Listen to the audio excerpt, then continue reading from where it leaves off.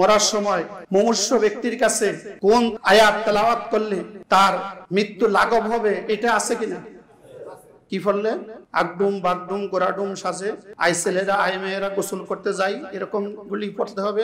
হ্যাঁ, পৃথিবীর যত ধর্ম আছে, যত মত আছে, যত পথ আছে, সমস্ত মত এবং পথ আর যত ধর্ম, আল্লাহ বলেছেন ইন্নাদ দীনা ইনদাল্লাহিল ইসলাম, আমার কাছে একমাত্র মনোনীত দিন, মনোনীত জীবন ব্যবস্থা, মনোনীত বিধান হলো ইসলাম। কার মনোনীত? এখন ইসলামের পরিধি কি ছোট না বড়? সারাদ্দীনি ফাজআল্লাহু সাহলান সামহান ওয়াসিয়ান ওয়া লাম ইয়াজআল্লাহু দাইয়্যিকা। ইসলামের প্রত্যেকটি বিধান সহজ সরল সাবলীল বিস্তীর্ণ বিস্তারিত। ওয়া লাম ইয়াজআল্লাহু দাইয়্যিকা। আল্লাহ রাসূল বলেন ইসলামে কোনো বক্রতা নেই, ইসলামের মধ্যে কোনো বক্রতা। ইসলাম কি? সহজ সরল সাবলীল বিস্তীর্ণ। এবং এই ইসলাম ধর্মে অন্য কোন ধর্ম থেকে কোন মত, কোন পথ, কোন বিধি বিধান, কোন হুকুম হাকাম হাওলাত করে আনার প্রয়োজন নেই। সুবহানাল্লাহ। ইসলাম একটি পূর্ণাঙ্গ জীবন ব্যবস্থার নাম। ইসলাম একটি পূর্ণাঙ্গ জীবন ব্যবস্থার নাম। তো ইসলাম আল্লাহর কাছে মনোনীত। আল্লাহ রাব্বুল আলামিন এই জন্য স্পষ্ট করে বলেছেন وَمَن يَبْتَغِي غَيْرَ الْإِسْلَامِ دِينًا فَلَن يُقْبَلَ مِنْهُ وَهُوَ فِي الْآخِرَةِ مِنَ الْخَاسِرِينَ وَمَن يَبْتَغِي غَيْرَ الْإِسْلَامِ دِينًا, ইসলামী বিধান ছাড়া, ইসলাম ছাড়া অন্য কেউ যদি তা তালাশ করে, অনুসন্ধান করে, আমল করে, ফালাই ইউকবালু মিনহু, এগুলি একটিও ইসলামের বিধান বহির্ভূত কোন ইবাদত, কোন মত, কোন পথ আল্লাহর কাছে গ্রহণ হবে না। সুবহানাল্লাহ। মানব রচিত তৈরি করা কোন হুকুম, মানব রচিত তৈরি করা কোন বিধান, মানব রচিত তৈরি করা কোন নব্য সুন্নাত আল্লাহর কাছে গ্রহণযোগ্য হবে না। মানুষের জন্য যা করণীয় বর্জনীয় আল্লাহ রাসূলকে পাঠিয়ে দিয়ে আল্লাহ সব দেখিয়ে দিয়ে গিয়েছে। ঠিক না ঠিক? আর যেইটুকু বাস্তবে প্রয়োগ করতে আল্লাহ রাসূলের হায়াতি জিন্দেগিতে পারেন ঠিক, আল্লাহ রাসূল ঘোষণা করেছেন ইত্তিবাউস সুন্নাহ ওয়া সুন্নাতুল খুলাফাউর রাশিদিন ওয়াল মাহদিন। আমার খলিফাগণ, খলিফায়ে রাশিদা যারা হবে তাদেরকে আমি রেখে গেলাম। আমার সুন্নত যেমন তোমরা আমল করেছো, খোলাফায়ে রাশিদিনের সুন্নত ঠিক তেমনি তোমরা আমল করবে। আমার সুন্নত অনুসরণ করে যেমন হেদায়েত প্রাপ্ত হয়েছো, আমার খলিফাগণের সুন্নত যদি এভাবে আমল করো হেদায়েত প্রাপ্ত হয়ে যাবে। সুবহানাল্লাহ। তাহলে আল্লাহ রাসূলের সুন্নত আর খোলাফায়ে রাশিদিনের সুন্নত। খোলাফায়ে রাশিদিন কোন পর্যন্ত? এক নম্বরে খলিফাতুর রাসূল সাইয়েদনা আবু বকর, দুই নম্বরে আমিরুল মুমিনিন সাইয়েদনা ওমর, তিন নম্বরে আমিরুল মুমিনিন সাইয়েদনা উসমান, চার নম্বরে আমিরুল মুমিনিন সাইয়েদনা আলী, পাঁচ নম্বরে আমিরুল মুমিনিন সাইয়েদনা হাসান রাদিয়াল্লাহু তাআলা আনহু। আল্লাহ রাসূলকে জিজ্ঞাসা করা হয়েছিল, ইয়া রাসূলুল্লাহ, আপনার ইন্তেকালের পরে পৃথিবীতে খেলাফতান রাহমাতান খেলাফতান, আল্লাহর রহমতের ভিত্তিতে খেলাফত কতদিন থাকবে? আল্লাহর হাবিব ঘোষণা করেছিলেন সালাসুনা সানাতা, আমার ইন্তেকালের পরে 30 বছর এই পৃথিবীতে খেলাফত থাকবে। কয় বছর? 30 বছর। সুবহানাল্লাহ, সুবহানাল্লাহ। যেই দিন হযরত হাসান আমিরুল মুমিনিন হযরত হাসান রাদিয়াল্লাহু তাআলা আনহু মুয়াবিয়া রাদিয়াল্লাহু তাআলা আনহুর কাছে ক্ষমতা হস্তান্তর করেন, সেই দিন কানায় কানায় 30 বছর পূর্ণ হয়ে গেছে, একদিনও বেশি হয়নি। সুবহানাল্লাহ বললেন না?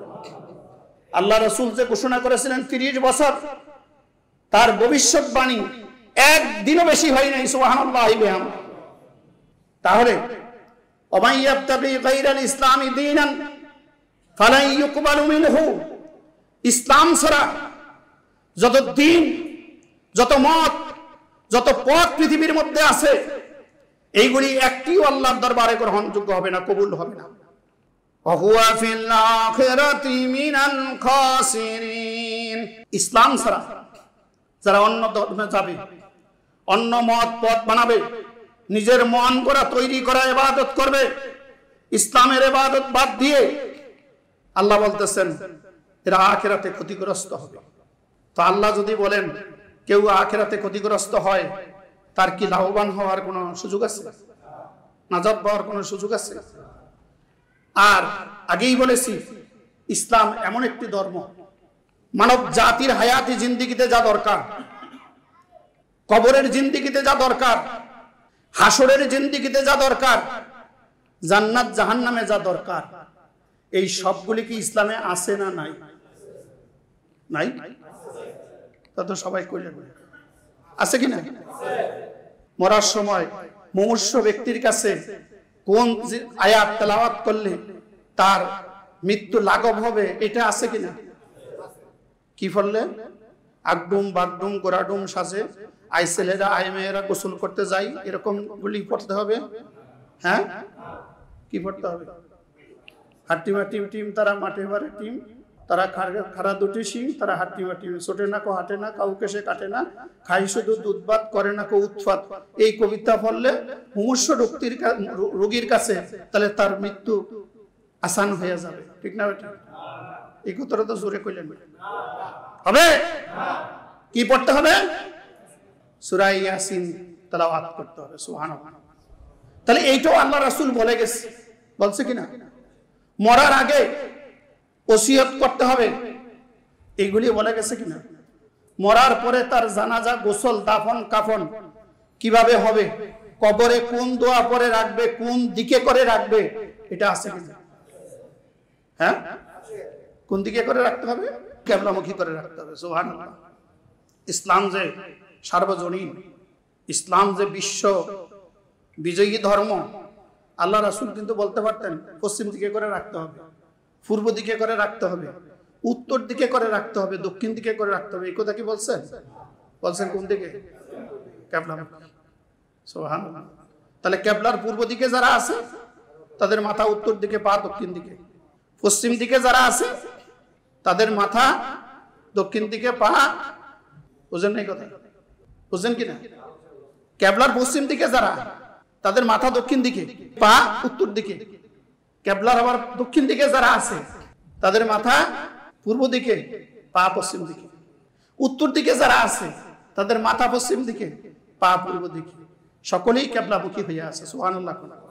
এমনকি স্বয়ং মুহাম্মদুর রাসূলুল্লাহ সাল্লাল্লাহু আলাইহি ওয়াসাল্লাম নিজেও কিবলামুখী হয়ে কবরের মধ্যে আছেন। সুবহানাল্লাহ কন্যা। তাহলে কিবলা হলো সেন্ট্রাল সার্ভার। কিবলা কি?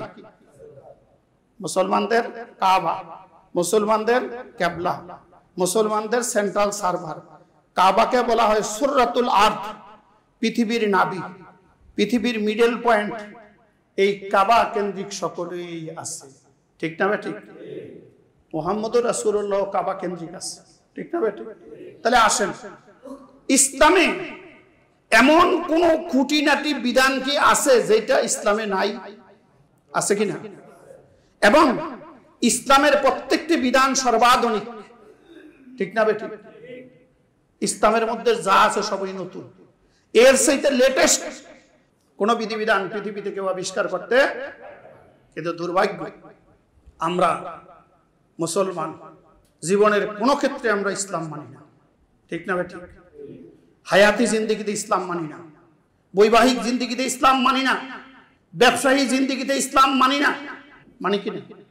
আল্লাহ তাআলা যেইটুকু আলোচনা করলাম, আমাকে আপনাদের সকলকে অন্তর দিয়ে বোঝার তৌফিক দান করো, বাস্তব জীবনে আমল করার তৌফিক দান করো।